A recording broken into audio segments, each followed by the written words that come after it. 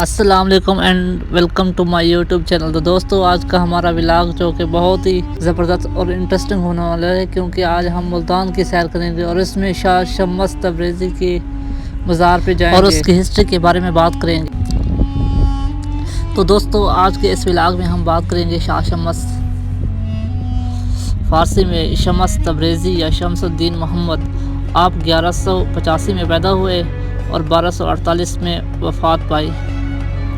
آپ ایک فارسی شاعر تھے جسے مولانا جلال الدین رومی کے روحانی استاد کے طور پر جانا جاتا ہے۔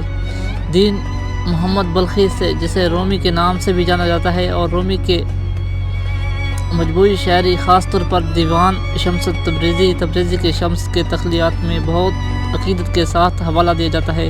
روایت ہے کہ دمشق فرار ہونے سے پہلے شمس نے رومی کو کونیا میں 40 دن تک تنہائی میں پڑھایا۔ عالمی شمس تبریزی کے مقبرے کو حال ہی میں یونیسکو کے کوہ ایران میں پیدا ہوئے 1185 عیسوی میں تبریز ایران میں، اور آپ کی وفات 1248 میں ہوئی کوہ ایران میں، اور اس وقت آپ کی عمر 62 سے 63 سال تھی، اور آپ کا مقبرہ بھی کوہ ایران میں ہے۔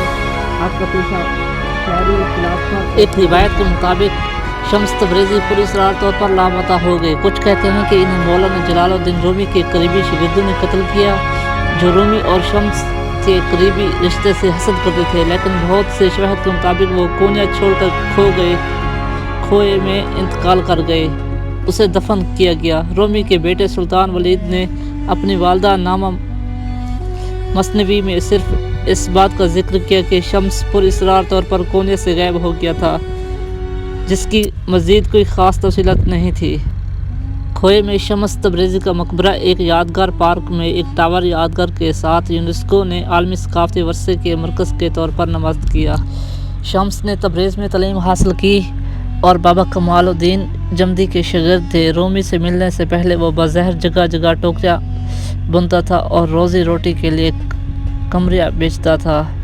ایک بونکر کے طور پر اپنے پیشے کے باوجود شمس کو مختلف سوانح عمریوں میں کڑھائی کرنے والا زرد ورث کا خطاب ملا، جس میں فارسی مورخ دولت شاہ سمرقند پیشہ نہیں بلکہ اسماعیلی امام شمس الدین محمد کو دیا گیا ہے، جو تبریز میں گمنامی میں رہتے ہوئے ایک کڑھائی کا کام کرتے۔ 15 نومبر 1244 کو ایک شخص سر سے پاؤں تک سیاہ سوٹ میں ملبوس کونیا کے شوگر مرچنٹس کے مشہور سرائے میں آیا۔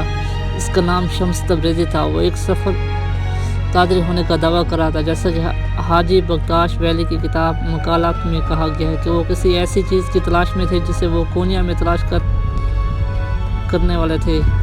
ایک دن رومی کتابوں کے ایک بڑے ڈھیر کے پاس پڑھ رہے تھے۔ شمس تبریزی قریب سے گزر رہے تھے۔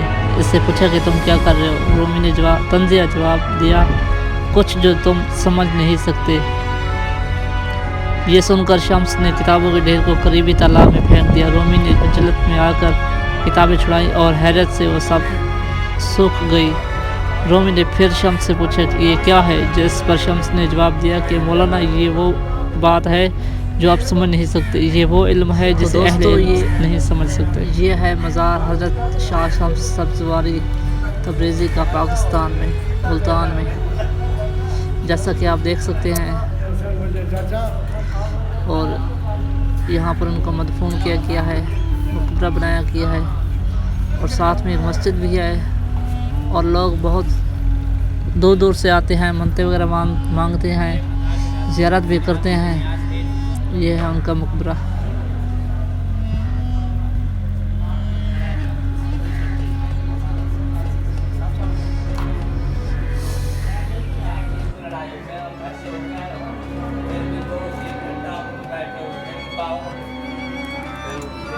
مخالف زمانہ کدھر جائے، حالت بے کسی